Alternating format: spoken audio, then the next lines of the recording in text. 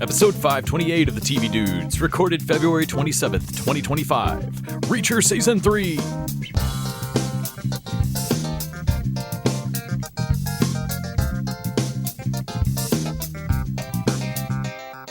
This week, we check out the first 4 episodes of Reacher Season 3 over on Amazon Prime and see just what exactly our favorite wandering vigilante got into this time. And you know it's something because Trouble just finds Reacher. In fairness, Trouble can see Reacher from space. True, but before we discuss Amazon's biggest big guy, I'm Nick. And I'm Les. And we're the TV Dudes. And you know that your dad's favorite show isn't all we watched this week. To the diaries! The Diaries of the Television Dudes.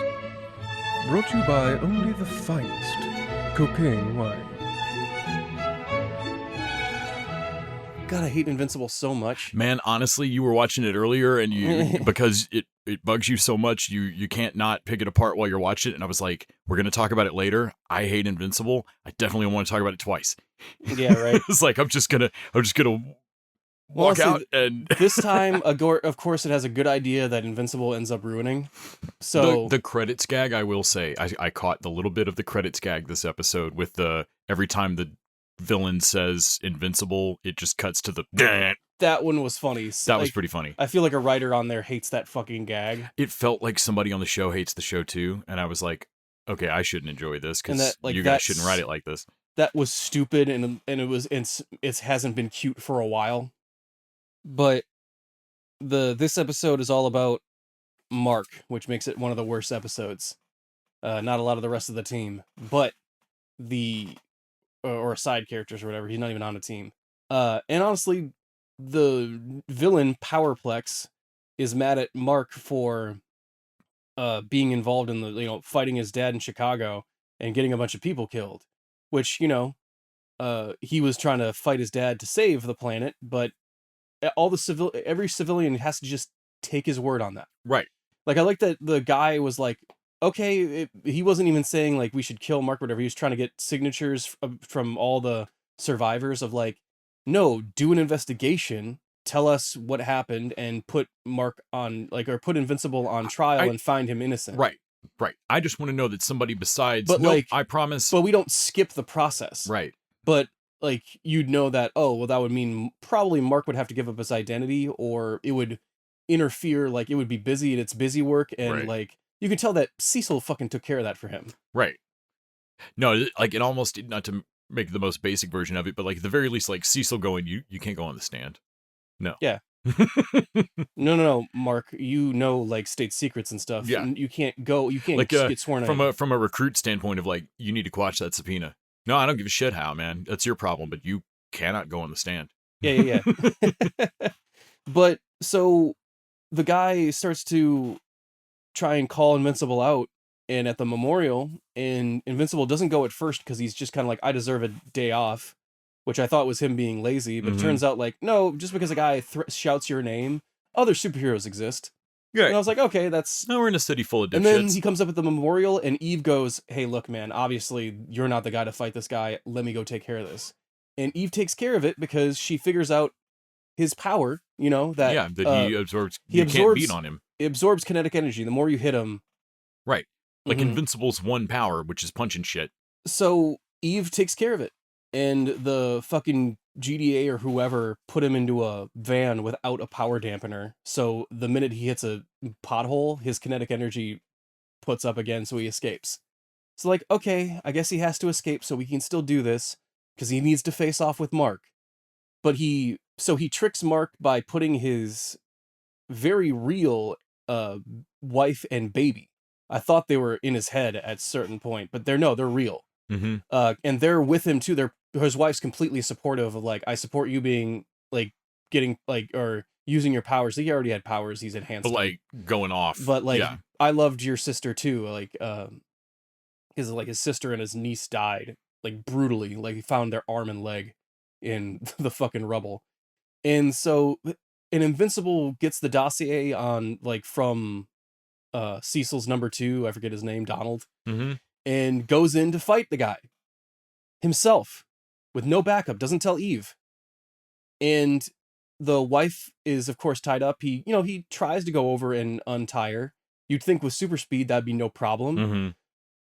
But, he dodges around Powerplex for a minute, doesn't hit him because, he can't. So you got to give him that. Right. But Powerplex tries to fry him and fries his wife and kid. And in one level, that's hilarious because a Kentucky Fried Kid is hilarious. But also, Mark got that wife and kid killed because he didn't have Eve come and do it. Right. And he was going to go help Eve in the fight, but his mom was like, hey, give her some credit. Like, let Eve do this. She's got this. Also, man, just from a bigger picture standpoint, like you had a villain that had a pretty solid point that, like, yeah, like a good point, but it feels like watching The Rookie or something where, like, by the end of it, well, that guy killed his wife and kids, so you don't have to listen to his earlier good point. Right. Well, and then of course he's like, man, that feels like, well, he tries I hate to say like a rookie move, like they're young writers, but like, no. He feels like the rookie move. And then of course, the guy, he explains to the guy that he remembers his, like, I didn't know their names before, but I remember them after. And the guy doesn't forgive him. I will get out of here and I will kill you because it's your fault. My wife and kid are dead. And normally I would be like, no, it's your fault, dude. But I mean, sideways though, like, no, you are dating Eve. There's not even an excuse that you didn't call her or whatever. You knew the right superhero to go deal with this. Mm-hmm. And you didn't because you felt guilty and needed to absolve your own guilt. Right. And put a civilian's life in danger and got them killed because you had to face him yourself. Mm-hmm. And if Eve had done it, the barrier, or I don't know, Eve has a magic power. She's way more powerful than Mark, even though the show pretends she isn't. No, she's crazy powerful. And you did get his wife and kid killed. It's your fault. You're a bad superhero. You didn't save anyone. Like, he's selfish and unbelievably immature, and because he's going through a thing, innocent people around him have to die, and the show doesn't seem to think like that's his fault. And I'm like, nah, 100% that's his fault. What season are they on? 3. Man, it feels so much longer than that. I think it's because it's never been good. So it's seriously like this is what Flash recaps were like. For y'all. I get it. Right. Well, anyway, that's my Invincible rant for today. I also watched Win or Lose, the new Pixar. That looks really thing. cute. It's very cute. Pixar just doing a Rashomon thing of like 2 sports games, or like 2 days of. That's right. You were telling me that. That it's like all the characters but the same Rashomon. Yeah. Yeah.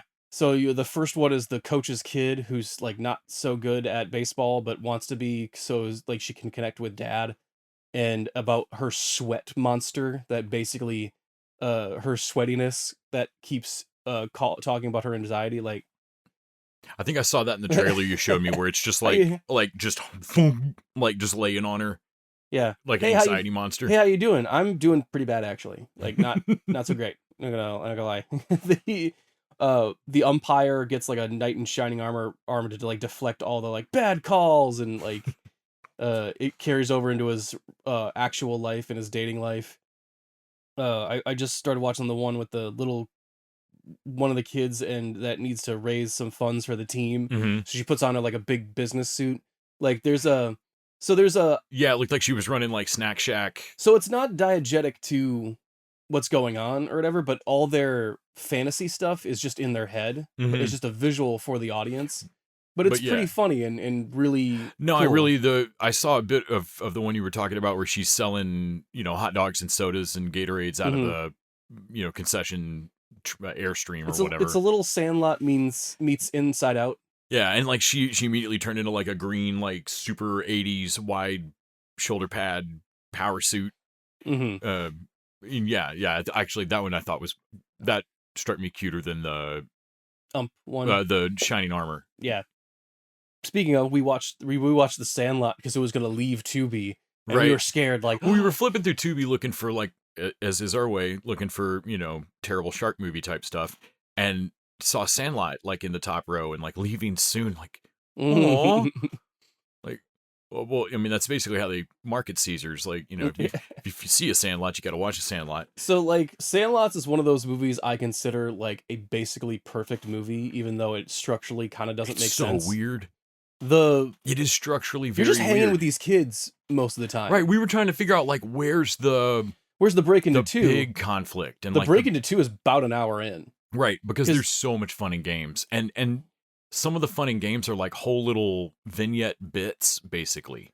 Like Right. the other team they play, which is honestly late enough in the movie that we were confused. Like, what act break is this? Well, the when they go to the pool hotties, Right. they could ditch that. The chaw at the It's like trying to figure out the structural. It's not as bad as Caddyshack, but it's like trying to figure out the structural, like, core of Caddyshack. Of like, when do you break into two? Like, I don't know. These are all just fucking riffs. Mhm. And so, like, but they don't break into two until they lose that goddamn ball, and that doesn't happen until like way late. way late. Man, when I was in high school, junior high school, seeing this for the first time, I didn't really know. I wouldn't know who Dennis Leary was for like another year, probably. The square dad he plays in this. Yeah, if I recognized him at that first time, it didn't click, and I think that's a fact I probably have rediscovered every time I've watched it, because it struck me new again. Of like, son of a bitch, it's Dennis Leary, isn't it? Yep, yep. I had to know that. I surely knew that. Karen Allen's so great as the mom. All the kids. Where the fuck did they find all these kids, man? They own it. Though, in fairness, 2/3 of the team is never on screen. Like the black kid, like he does not have a personality or dialogue. Right. Technically, there's 9 kids. They make a big deal about it, which but is like, funny because he's the second best kid on the team. Because Right. he's the only one that goes to AAA ball. Right. But like 5 of those kids barely do shit. Yeah. And then like fucking Squints and Weeks. Like that's what's funny is that they're all like a horrible clique, and they're making fun of Smalls because Right. like they don't want him on the team because he can't throw or be a. I was amazed that we both had the same moment at the end when he's like, and though kids moved away one by one, we never replaced them after that summer. I've always, And even since I was a kid, I always thought that's the first time that I think I've had somebody else that was like, yes, thank you. so that's a romantic idea that overall it kind of works. Of like, oh, You've never been placed having them on fun, team. and you don't think about the fact that this movie started from, like, would not have happened if that policy was in place. Because Ellsworth is the guy that that Smalls replaces. Ellsworth moved away. Right. So Smalls It's is a good thing Ellsworth kind of sucked. Because yeah. if he'd been like a best friend forever, and Smalls might have been shut out. so like I think it's to indicate like the it thing of it, like, well, after you fight a clown or fight a dog beast, Right. you're bounded for like God, that no, fucking dog. honestly, no other kid coming in afterwards is gonna have the like, no, we fought a beast though, Right. and have the bonding No, connection. yeah. Every summer after that, you can't chase But that. otherwise, yeah, like, well, I guess fuck every other kid that wants to play baseball that comes Also, up there. y'all's team, I mean, as you just discussed at the start of the summer, y'all's team is going to get, like, you're never really playing baseball again. Right. Like, from here forward, you're making do with 8 guys, 7 guys, 6 guys. Now you're just playing catch. Well, honestly, Having a they, catch, they have playing enough. catch. They have enough guys for one team. They have 9 guys, and so you realize they're not really playing baseball at the Sandlot. They're more practicing baseball. Right. But like below They only here, play baseball against the team. right, like, one that time. They hate. One time. Yeah. Yeah. Yeah, that really only happens once. It's a sports movie that is not about sports. Like, No, it's about all the reasons to have sports. It's about the the friendship and being outside and, falling in with your guys on the summer. Yeah. I love the particular, like, I'm always fascinated by the time dilation and how weird like kid life schedules run. Of like when you're in public school, like our grades were done in 6-week. When I was in school, our grades were done in 6-week phases. And that made your life run on a weird 6-week calendar that, looking back on it, I'm sure just confused the fuck out of my parents, because it's not how any adult's life runs. Like, who cares about 6-week periods? We did when I was a kid. But it meant that, like, depending on when you landed in the school year, close to summer, there was going to be a 3-month gap where, if you didn't make some plans or whatever, or figure it the fuck out in a time before cell phones and the internet and shit, like, you just wouldn't, that kid could die. Like you don't know. You'd find out in fucking September. Yeah. When they just don't show up. Like, you know, Yeah. anything could happen. But like, and so I liked at the start of the movie when he's like, you know, the timing was shitty and I wasn't going to know anybody for the summer. Yeah. And I was like, about to spend the whole summer with not knowing anyone yeah, here. because you really like you only have school to meet your friends that you're going to try to like actually put in effort to stay in touch with over the summer. And Smalls is such a Oh fucking my nerd, God. a hard on a sleeve kid. Fucking And you can believe that he thinks these are the coolest kids he's ever seen, even though they are two of them are called Squints and Weeks. So there's a sliding doors universe where where Smalls gets his foot run over.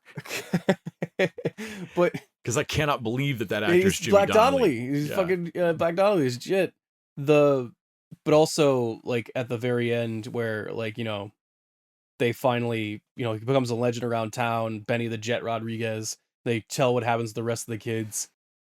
Man, at the start of that movie when he calls his shot and hits it into the glove, and like that is such a well acted moment for a bunch of kid actors, because you know that like Benny does it and even he's a little surprised that it works. He thinks he could probably do it. But he plays it off, but it stuns and it should. Yeah. It is insane. Well, all the other kids thinks I like that they on their faces it shows like they're shocked. Smalls they think Smalls caught it. Yeah. Well, Smalls has been shown to like suck so bad at this. So, but then it's like, and so him catching it was like, shit. And then, but like, well, Benny couldn't have hit it into his glove. That's insane. That's impossible. Right. And so the kids just like watching Benny know that like, I'm going to try. Also, because the movie opens with the Babe Colony's shot. That's when he became a legend thing, you know. Yeah. Like it's just a great, for having a weird structure, the movie pays off what it needs to, and it emotionally works so fucking well. Yeah. Well, the movie's really about Benny. Right. Benny's the one that kind of grows and changes and needs to confront a thing by the end. And he's the one that challenges the beast. Mm-hmm.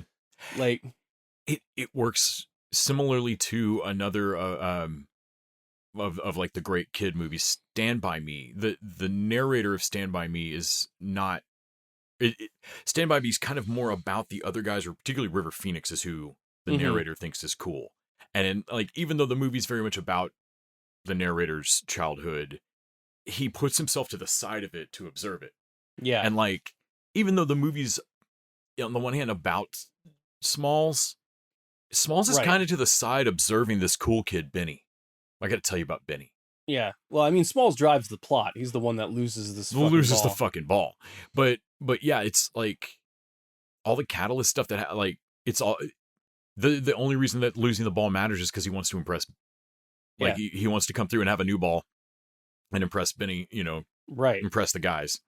It started with an omen, like just Benny busts the guts out of a ball, which, you know, I've heard actually does happen. Like there's a manufacturing error that can cause a ball to like, like they just the stitching. But in the 50s as a kid, that's just magic. Dude, like, even knowing that, man, that's got to be so fucking weirdly rare. It has to be like 1 in a million. Right. Fucking. And also, even if it does have the manufacturing error, how hard you got to hit it to make.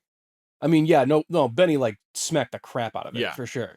Because it's awesome. Like I just remember thinking, like, even as a kid, like watching that movie and going, dude, if somebody did that. I love that the kids don't know what it means. Right. Like, none of us knew what it meant, but we knew it meant something. Like it had to have meant something. Like no, it would go down in local lore. Randy Johnson. I know fuck all about baseball, and I remember Randy Johnson throwing a pitch accidentally through that bird. It's insane. It's on video. 1 in a billion. 1 in a billion chance. That poor bird arced through the wrong precise moment. And like, that's the kind of thing that like Doctor Who can't go change. Yeah. Like that's a fixed point. No. And like, yeah. People have tried. No, and it just explodes. It's insane. It's either 1 bird or 1,000 people. Right. Like you can't change that. And like, yeah, that's how that would have struck me. Man, I enjoyed the shit out of watching Sandlot. I couldn't believe how much fun rewatching that movie was. It's so good. And then Weeks really probably gone off Tubi by now. Sorry. It's the best 90s movie about the 50s I've ever seen. Absolutely. All other 90s movies about the 50s, and there are some good ones, weirdly. Yeah. But they usually have a somber tone. Nothing super bad really happens in The Sandlot. Finished that off with I finally finished off the Creep tapes. Oh yeah, I which heard that got was- renewed as well. Yeah, for like 2 more seasons, I think. Nice. The last one, he meets up with his mom, which is more interesting in theory than in practice. Got it. His mom is dating a new guy, so like kind of just imagine how that goes, and you've got it. Gotcha. I'm not saying it's not interesting, but it doesn't. There's no twist or anything that would really make it interesting, other than the fact that he really likes Forrest Gump, and he keeps mistaking memories of him and his mom, of For like Forrest Gump for, like, scenes. no, honey, you're misremembering again. That's Forrest Gump. That's But you pretty funny. breastfed me until I was 6. Nope, and that's Forrest Gump. Nope. Is that Forrest Gump? Or that wasn't what was like. That was another thing they had. The Forrest Gump thing was that I remember the principal of my school. You took him into the bedroom, and all the grunting I heard scarred me for life, Mom. Just the and like, no, honey, again, that's a scene from Forrest Gump. Is it? Well, can it be our thing too? Oh God, that's weird. Oh my lord. Anyway, we also watched The Rookie, Indeed. Fire Bug Rookie, basically. Oh man, they've in order to avoid talking about Harper's relationship, Harper has gotten obsessed with a serial killer the last couple of episodes, or some kind of Right. creeper. The last couple of episodes, serial killer, and has basically just been following the guy around, like stalking him on her off time, I'm sure just a hair past the limit of what's possibly fucking legal. And then, yeah, he sent that fire to escape, right? And then just ends up getting Yeah. caught up in the evacuation. Mhm. I am so glad that even though I thought they handled it badly, the bullshit between Nolan and Bailey is put to bed. Is done now. And they get this episode, they're back to being just cute. yeah, this episode felt like in like the cold open, like an immediate return to like badass, adorable, funny Bailey, Mm-hmm. and not like Bailey who was secretly working with a assassin or Nolan mad at her. But it was the cold open of the most recent one was the one where she turns on the fucking fire hose and like takes the guy out, right? Yeah. Should we find the owner of the car so they can move? Nah, don't I don't worry know. about it. The fire department doesn't fuck around. And they just smash both windows out. Which is definitely like Nolan's seen Bailey do this before. Right. You're like, no. They've got this. The episode ends with fucking Harper's like husband or boo or whatever forget if they're actually married. I think they're married. They're married, I think. Yeah. Basically having a thing where a woman is basically like having a hard time coming to like the shelter to volunteer and basically latching onto him. You know, he shuts down pretty quick, but not before Nolan sees a kiss. It's classic TV. Nolan saw the But first second and a half but as of a soon as 2-second mistake. But good on the Rookie. As soon as you think that's the main conflict of like, do I tell like, okay, I guess I should tell him and then give him the opportunity. Nolan pulling Wesley aside and like, hey, so you're good friends with him, right? I saw him kiss another girl, and Wesley's like, no, man, I don't believe that. But Right. there's got to be a reason. And then Right. Wesley gives the voice of reason of like, hey, so since he's married to Harper, Yeah, I think you should give him the chance to tell, like, give him 24 hours, or you'll tell her. right? But definitely give him the heads up, because I otherwise, love no one's like, I think that would be good coming from a friend to him. Like, no, like, oh no. good trying to pass this off. Right. This problem Respect off. the game. Like, but no. also, fuck you. Fuck you. Like, honestly, forget Yeah, we had this but conversation. It turns out that, yeah, like you were saying, that's not even really going to be the problem. No, that problem solves itself by the end of it, because they get shot up in a fucking He drive-by. gets hit twice on like either shoulder. I don't know if he's. I mean, Well, it's the Rookie. girl that was into him is definitely dead. He's Mhm. in the hospital for sure. To the point where I guess they can tell Nyla about the kiss, like, but it really won't matter. Like, I'm betting that no one will use this as a reason to not tell him, but now Wesley and him know, and they're just gonna be waiting for the dude to wake up and go, Right. "Hey, like, well, no, not while he's in a coma, man. right." Man, Just seems fucking gauche. have some class about it, please. Like, I'm gonna guess no, but you But- don't know. You I- don't know. I would, if you're gonna make an assumption, definitely assume no, because Harper's an insane person. What's it like when Harper looks across the bar and is like, "Hey, what's up? We saw you over there." Honestly, you're the deal breaker here. I'd rather go with him. Right? You You freak me out, lady. terrifying woman. Oh my god, dude. I mean, you know she's got handcuffs. Fucking. I don't know if you want to save it for the end, but Paradise was. I was so gonna good. say Paradise for the end. Okay, yeah, let's save that for the end. Hit your diaries, my man. So, I watched, of course, some Psych, some Parks and Rec. White Lotus. I really can't believe it's only 2 episodes in. That show locked in, like it, 3 seasons in, and White Lotus still knows exactly the vibe it is. It's also I'm really enjoying The Pit as well, which is a very heartfelt, very fucking depressing hospital show with Fiona Dourif and Noah Wiley. Mhm. But She got to do something when she's not imitating her dad. right, but White Lotus is the thing on Max that still feels like HBO. Like Yeah. it is the Sunday night thing where I'm like, No, nah, man, this is prestige HBO television. The other than even Penguin didn't quite feel like it. Right, Penguin still felt somehow its own deal. Like, yeah, almost but, in a better way. But White Lotus feels like it could be a less 90s feel or early aughts feeling 6 Feet Under or something. Yeah, like it would be on the same time as 6 Feet Under or The Sopranos or something. 2 episodes in, and it's been really good so far. I'm really digging it. Can't believe how fast the characters are locking in.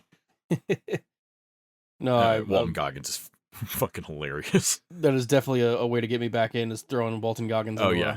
Yeah. A thing. Also, man, of all the stupid commercials that I get shown on YouTube or whatever, his Goggins goggles ads are so dumb and so fun. I don't care. I don't even know what the fuck they advertise. I love that dude.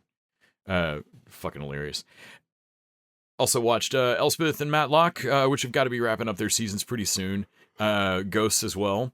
Tracker came back for kind of a back half of its season, so that's been fun.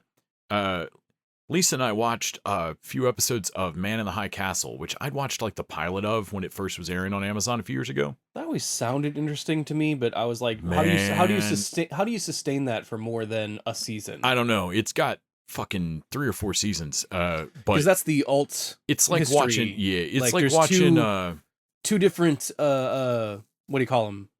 Timelines or dimensions or not yet. Season 1, it's just. Oh, okay. Yeah, I don't know. There's nothing like that yet. Oh, really? I thought it was early, like that there was another, like... that they've got films there, what the Resistance is smuggling. Show. No, you're right. It just hasn't gotten there yet. Oh, okay. I'm pretty sure, it's based on a short story called Radio Free Albemuth, I think. Mm-hmm. But like, yeah... It's, right now they're smuggling, like, they've got these films that the Resistance doesn't know. Nobody in the Resistance seems to know why these films are this important, but the Nazis are so fucking hot for them. Yeah. And they're films that to us, they're just utterly normal. They look like V-Day from our world. Right, they look like... because they're from the reality the Yalta Conference. Where the Allies won. And this is the reality where the Axis won. Yeah, and it's still the fucking 50s. Don't like the... or 60s. It did sound interesting, like because the Japanese have like... They gave the Pacific states to Japan. Right? Yeah. Yeah. Which always like, oh, that makes sense. And so there's like a neutral line in the middle of the country, basically. With kind of a neutral zone, and then I want to say it's the Rockies, like mountain range, like kind of through the middle of Colorado, and I think that's where the neutral zone is. But you've got like Pacific states, and so Hitler's old and about to die, like he's just elderly and ill, and. This is insane to say, but it sounds like in the German government, it's the old guard like him that are okay with there being peace between like well, we'll split the world in half with us in Japan. Sure. Everybody younger in Germany, fuck that, wants to bomb the living fuck out of Japan. Sure. And so but what have they done for us lately? So you've got a resistance movement that's just against all of it in general, and they're smuggling these films. But then also separately, there's a whole spy thing of people who are trying to do what they can within the German government to get and the Japanese government to get ready for Hitler's death, because as soon as he dies, there's factions in both their government that are going to move to war, and so like it's well played and interesting. In the first couple of episodes, you watch them radicalize a guy where you're like, okay, you guys released him because it was a mistake. but I don't know if you realize the damage you've done. He was not a freedom fighter before. He fucking is now. Like, he sets about finding a fucking gun. Like creating enemies by going looking for them. Absolutely. It's like watching Handmaid's Tale. It's really good. Sure. And also, it's a lot.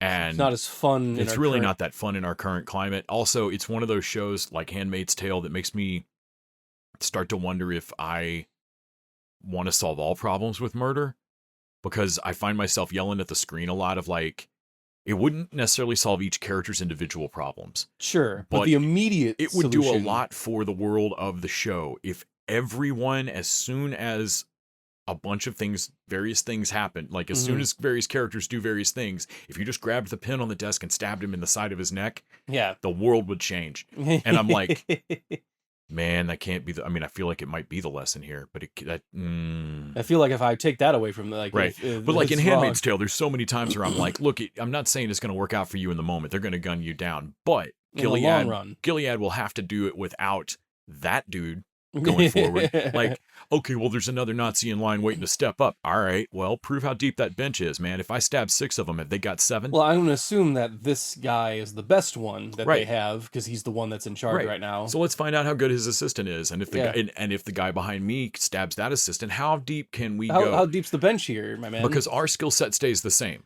I just need literally anyone willing to stab the Nazi in front of them. You guys need good Nazis. What will break first, our will to survive or their competence? Because like if we kill one for one, right, exactly. And so like I find myself watching like after like 2 or 3 episodes going, I should watch a Psych or something. Yeah. But Man in the High Castle's been the production value on it's fucking insane.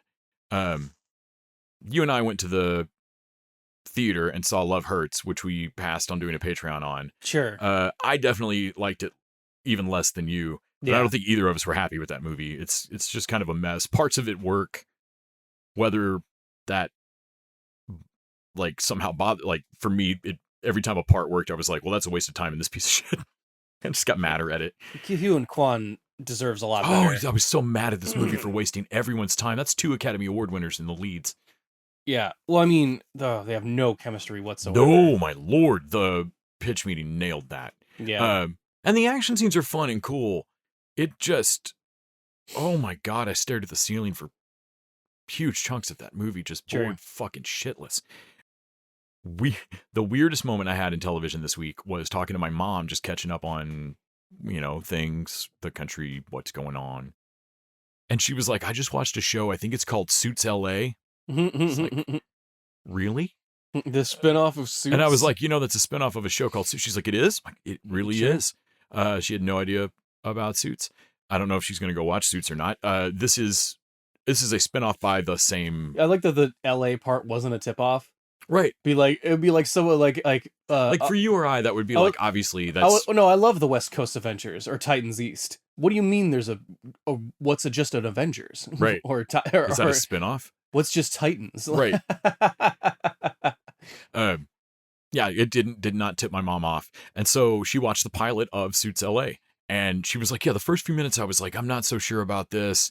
And then I really got into it. I was like, I think she's hooked on Suits LA. It is Stephen Amell.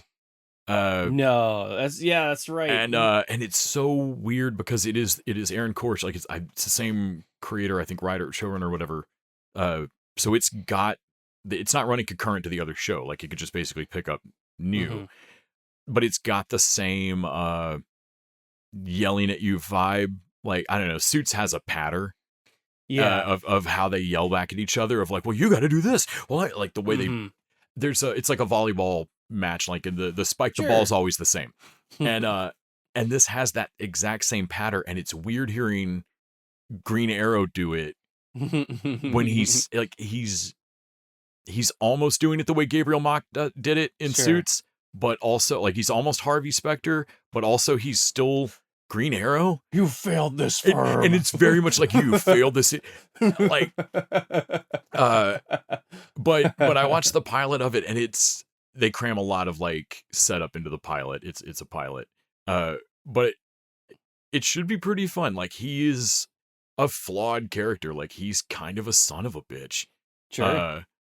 And I'm sure people Stephen keep Amell calling wants him out to. of like Yeah. it's a fuck. I think he's a less nice guy. And not that Oliver was a nice guy, but like I think that this is a less likable character surrounded by people who are trying to keep him in check. They have a betrayal in the first episode that was actually pretty nicely handled. Mm-hmm. Like oh shit, I didn't actually see that one. Yeah, I'm really surprised by it. But the biggest shock of my week was my mom going, "Hey, have you seen it? Whatever I thought was going to come out of her mouth was not Suits LA."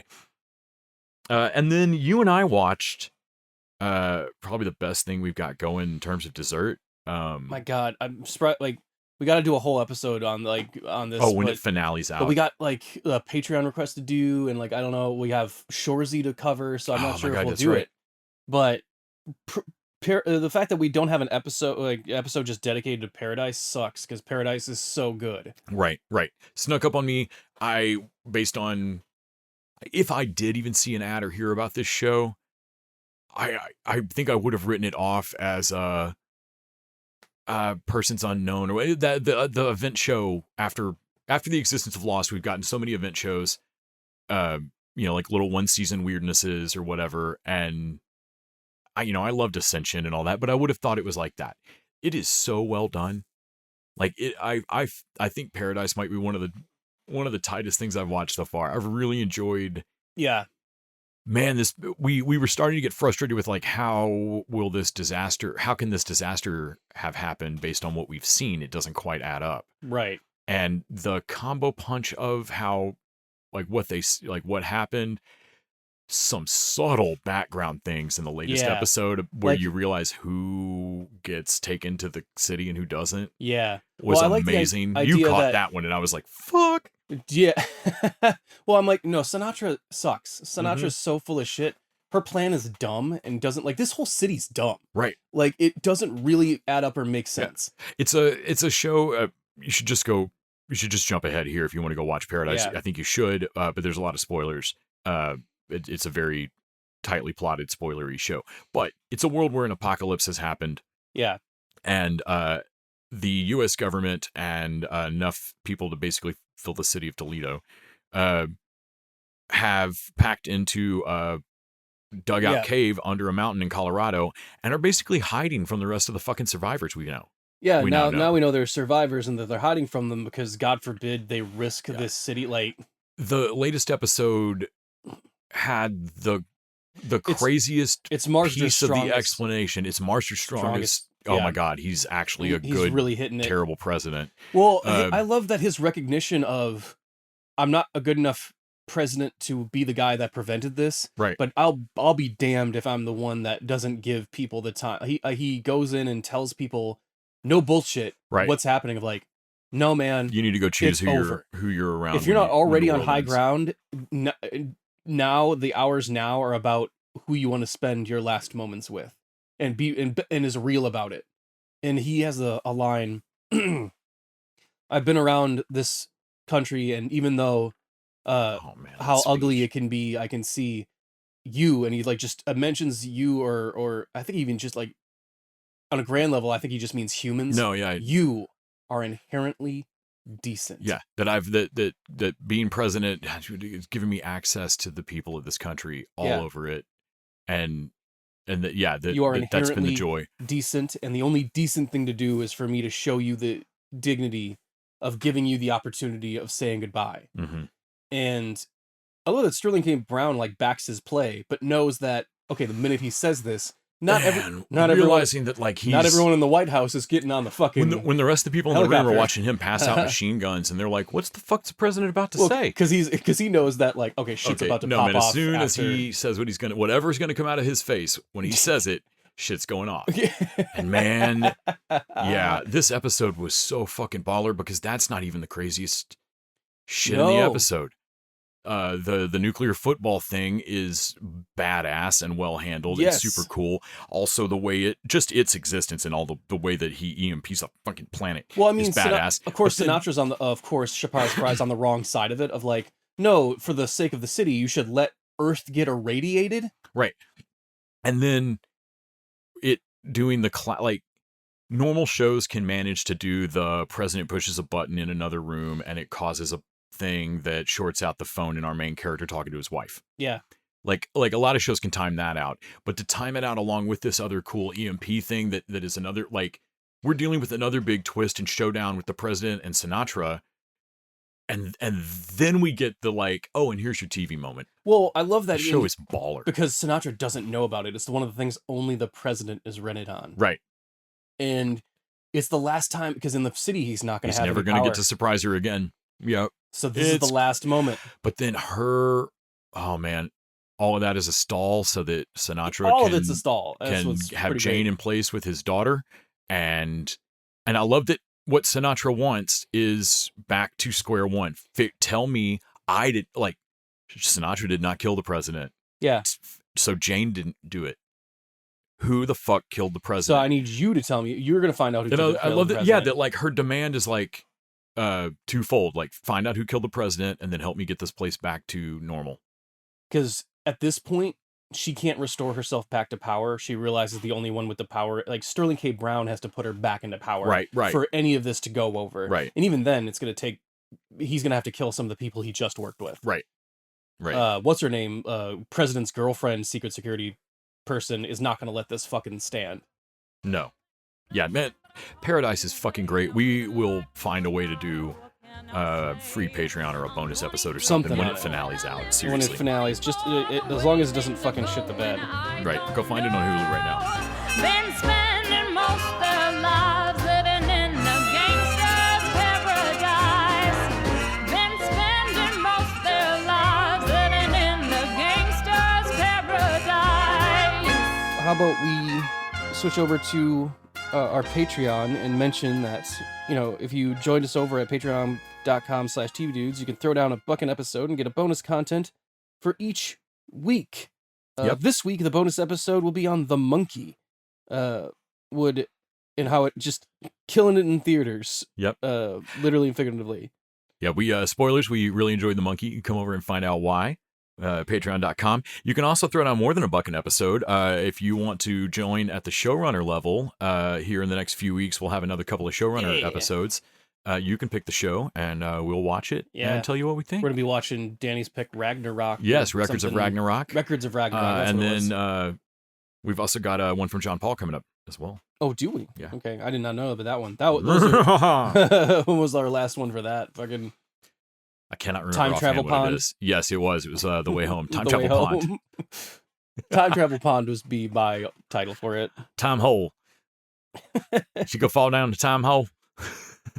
No, right there is the category 3 time hole. Now my cousin could fill that if you want with a quantum. What's the redneck I ain't had no schooling past the 2nd grade version of Davy and Jonesy's Locker? I can fill that with cement, but it'll cost you for the quantum entanglement it's going to take. Well, we just chrono cement. I pulled that stump out there. Turned out under it was a time hole.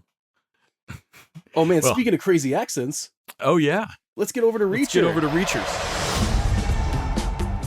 Mr. Reacher, we're looking into the owner of a rug import business called Bazaar Bazaar. Let me guess. DEA thinks he's in business with bad people. You know him? I thought I killed him years ago. What did he do to you? He didn't do anything to me. Maybe we can help each other out.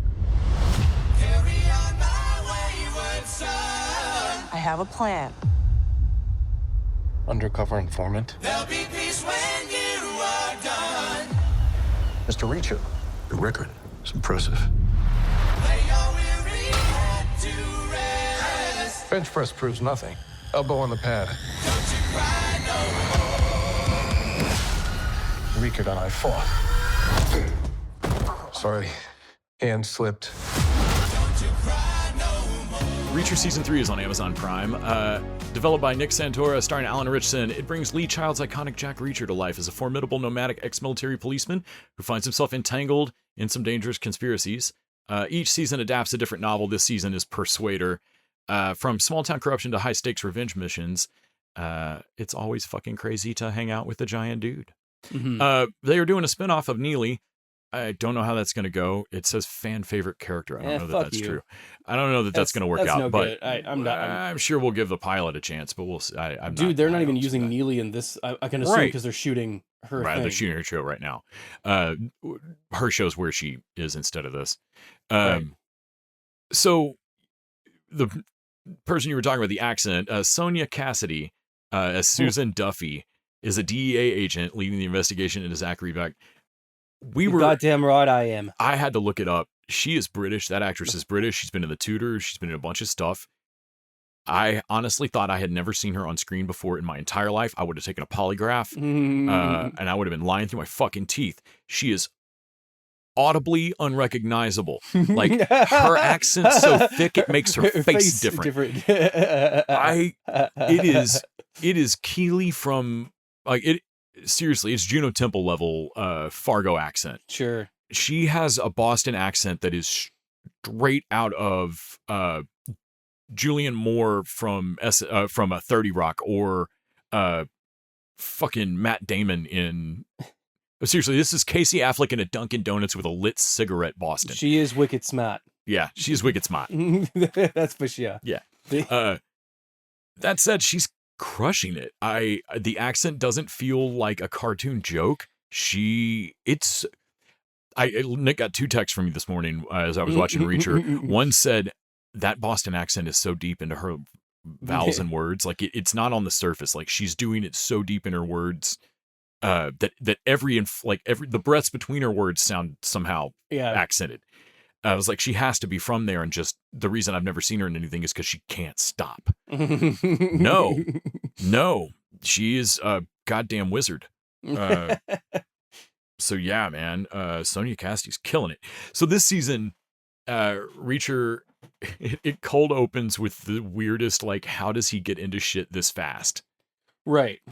Like to an honestly, like, I wish Reacher as a show. I love Reacher. I wish it was a little bit smarter, because if it were consistently a hair more complicated show, I wouldn't have wondered if this were just slop. Yeah. Because, like, man, I'm still on board. I'm gonna watch like a 6.5 foot tall dude just like beat justice into the world. It's hilarious. But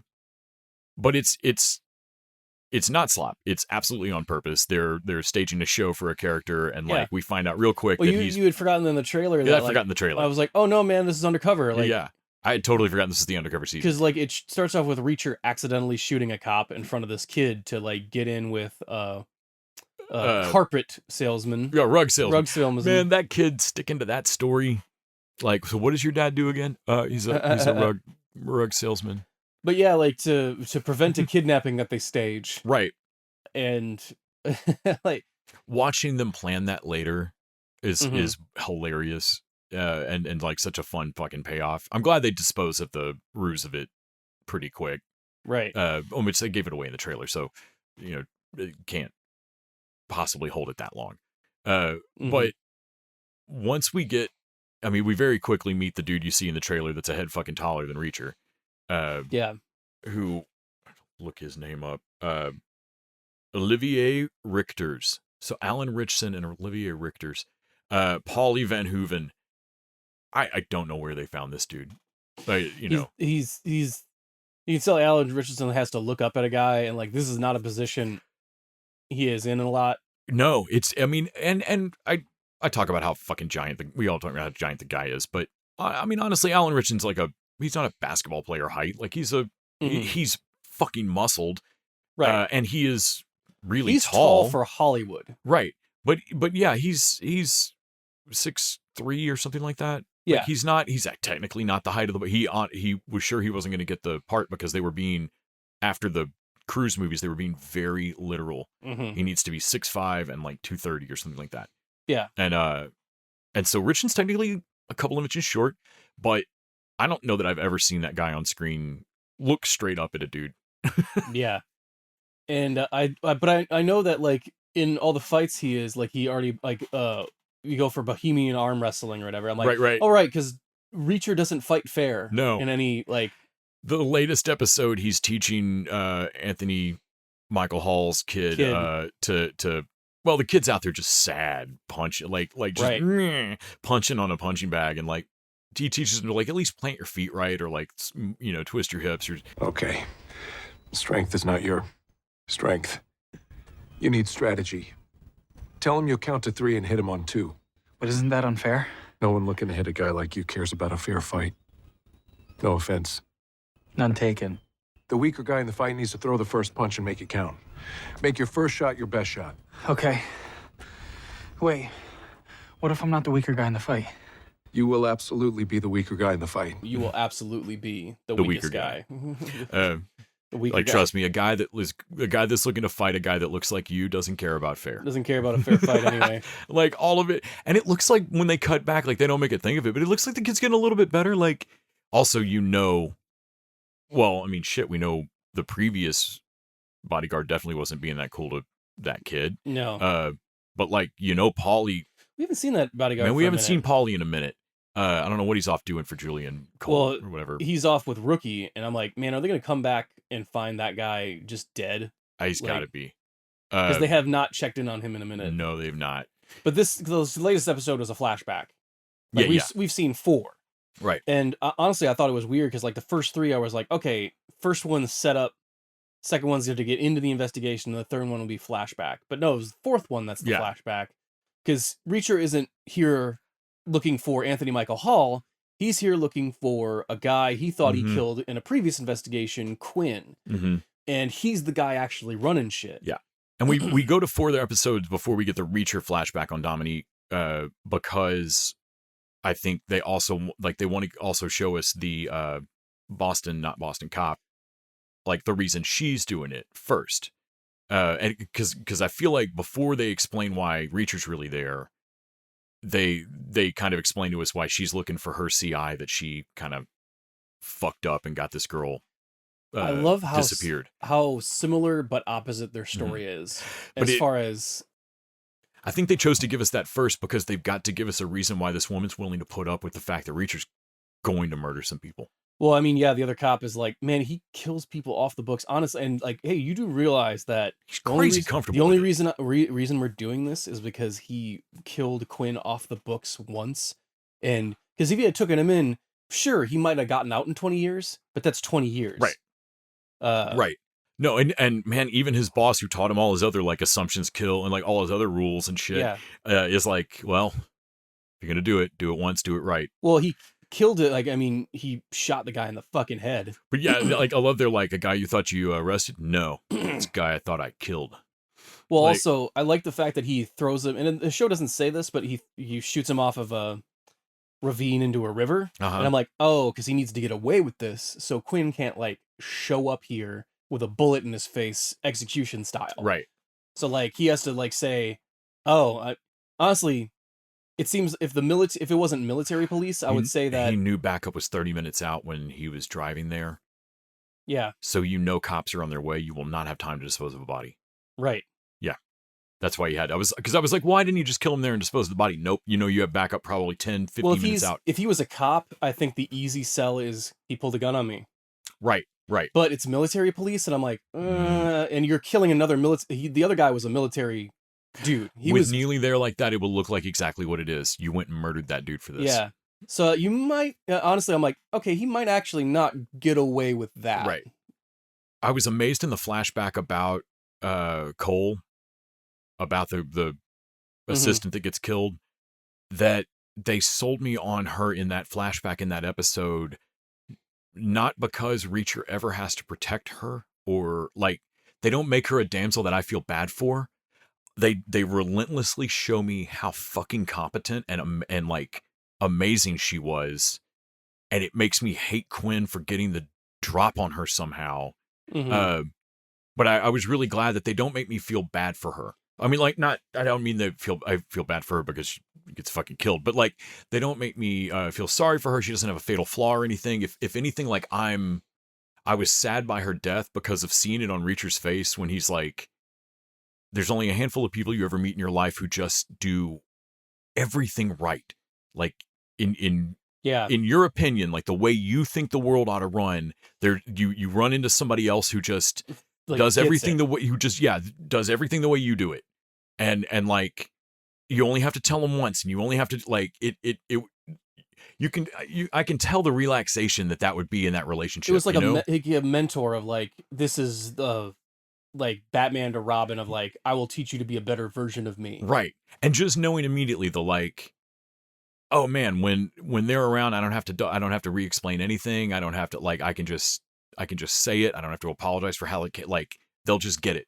Well, he knows something's up when she calls Oh her man, yeah. sir, and it's like you don't have to tell her. Like I told her not to call me sir. You don't have to tell her anything twice. Yeah. I've never had to tell her anything twice. She's never called me sir since that first time. That's not her. And so like I was really I kind of realized by the end like, man, that's cool. I feel the tragedy of that character's death in having literally only met her 40 minutes ago. Not because they gave her a tragic flaw or made me feel bad about her circumstances or sorry for her in any way. But because you built her up to the point that I feel her loss in the world. Yeah. Yeah. And we lost it because they didn't have the full psychological profile on Quinn. Right. I mean, he's in the military, so obviously he like can shoot a gun and like Right. like He's a smuggler that's willing to lean on people, but they're all in the military. Like they've all coerced. And he's on the hook for selling state secrets, Mm-hmm. which I don't know what the time is served on that or whatever, but like they think, okay, send 2 guys and pick him up.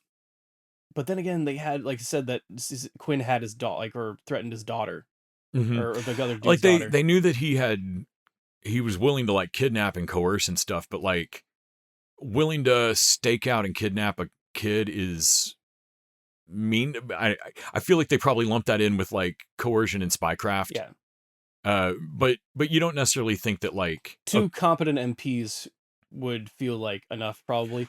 well, and like if you were dealing with the Russian spies or something, you might think that they, might kidnap somebody's girlfriend or wife or something to lean on them, but you don't think that they're going to take them to a safe house and like work on them for days like a person that skinned animals behind their house as a kid. Well, he wants to get away with it scot-free. Right. Which means he needs to kill everyone like that was witness to his So he's got to torture her to find out who her commanding officer and is. because Reacher gave her all the credit, his name's not yet on any of the paperwork. Nope. I thought that was a cool touch. Well, I like that his mistake is trying to help her. Right. And trying to help her career, because he doesn't go because like, well, if I go, everyone's going to just assume that I have this collar. I secretly did it, and you were just along for the ride. This should be your collar unequivocally, right. so that your career can take off in right. the way that it deserves to. Because you're and he's not wrong. You're already a black woman in the military. right. You got enough going against you. Right. You can't just take a win. I need to help you. I need to help your win look twice as winning. Your win has to be unquestionable. Like, and his reasoning was like, honestly, I'm like, man, you cannot fault him other than the fact that it would be safer to have 3 guys there. And she is more than competent enough. Oh man, I love that he knows exactly what the other guy did to fuck up, to get shot, because he's shot in the back. Yeah. Like, you turned your back on an enemy. Which means that it was immediately down 1-on-1 rather than 2-on-1. Right. Which allowed Quinn to get the drop on her. Yeah, and they just didn't have his juvie file. They underestimated this psycho. But his mistake was basically trying to help out somebody, right. and maybe being overzealous in the helping and putting her career over the safety. Mm-hmm. And the cop's mistake is her answer back is like, yeah, so the thing I told you about the girl helping me, I didn't ask for her help. I threatened her with jail time. I made up a story about the DA coming after her because I'm doing this off the books because I hate this guy. Mm-hmm. So it is entirely on me. And I was not trying to help her. Like, it was a completely selfish. And I love that Reacher seems like, I suppose we both got that in common. And Reacher sees their actions as the net same. Right. Because it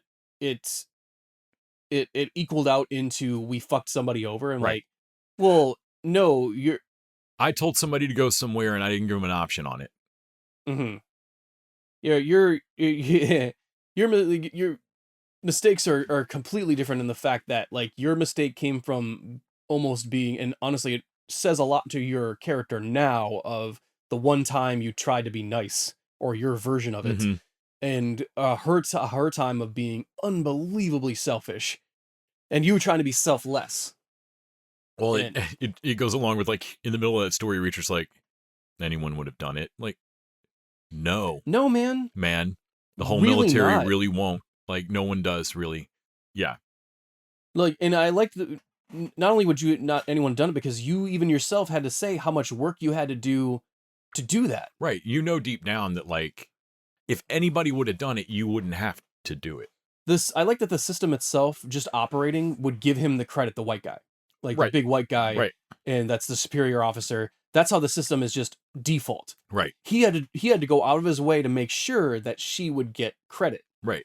And that the collar would be hers. Like, hey, we got to check this over one more time. I could use a beer. Let's hit the bar. And So like, even if- no, you shouldn't do that. I've got 2 beers here. So even if you don't, if your commanding officer isn't thinking about it Mhm. and like doesn't knowingly want to fuck you over, they're still going to fuck you over But the because that's how the system right, is that set up to do. systemic, yeah. So like, no, not everyone would do it, Reacher. Like, you got to recognize the system is happening first, even to do anything about Right, it. right. Like, but that it's part and parcel of his like assumption that no, the world should work this way, Right. and when it doesn't, I'm gonna punch it in the face. I'm going to make it work. We'll make it work this way. Right. And yeah, I think I'm enjoying this. This season's grabbing me faster than season 2. Season 2 felt like we didn't know where we were going for a minute. Yeah. And this season got me in faster. I think they've already been renewed for a season 4. I'm enjoying Reacher season 3 so far. It's exactly Reacher. Absolutely. It's not the most complicated fucking show on the planet, but it is fun. And I definitely enjoy the emotional moments. Absolutely. Yeah. Honestly, Anthony Michael Hall might be taking a back seat as far as he's an intermediary villain. Right, right. And so like a lot of time we spend with him is like, okay, it feels like we're kind of waiting for Quinn to show up. Then. Right, because you're just a middleman and we fucking know it. And yeah. So, and also, man, they really have built Quinn up as a hell of a psycho villain. Right. And just like the guy that just like his existence is wrong to Reacher. Right. Like, no, I took care of you. You shouldn't be in the world. Well, you realize that like I'm looking for a guy that would sustain this gunshot wound to the head and fell into and would have been found in a river. Right. And I'm like, oh man, I didn't know. I should have figured it out at the time. Like, oh, you know exactly that because you're the guy who shot him over that ravine. And It is threw such him, a weird thing to say at the start I when he just- says it. I just thought that was you being an efficient detective. Right, Like that right, you knew all but, these details. Like, no, you knew the details because you were the one that did it. Right. It's like a guy investigating his own fucking murder. Especially when technically this is a guy that has probably been declared dead because he's simply been missing for years. Yeah. So, like, how would you know that? I'm just saying, hypothetically, he probably was shot right here by a .22 caliber bullet and then fell into that ravine. That seems insanely specific. You're insanely You're specific. Mom's insanely specific. What? Well, that'll probably wrap it up for us this week. Check us out over at patreon.com/tvdudes for more as we talk about the monkey. And then tune in next week to see how gritty Disney's going to go with the first 2 episodes of Daredevil Born Again. Oh, is that what we're doing? Yeah. Oh, shit. I didn't even remember that was coming out. Yep, 2 episodes. All right. I know we were all hoping for more yellow costume She-Hulk hookups and dropping in out of broad daylight. But Absolutely. that is probably not what this is going to be. But until then, TV Dude's out. Who are you up against, Reacher? Long story. How often do you do this? Every so often. I figured out why you do what you do. Because you hate the big, the powerful, who think they can get away with things. So you make sure they don't. You just figured that out?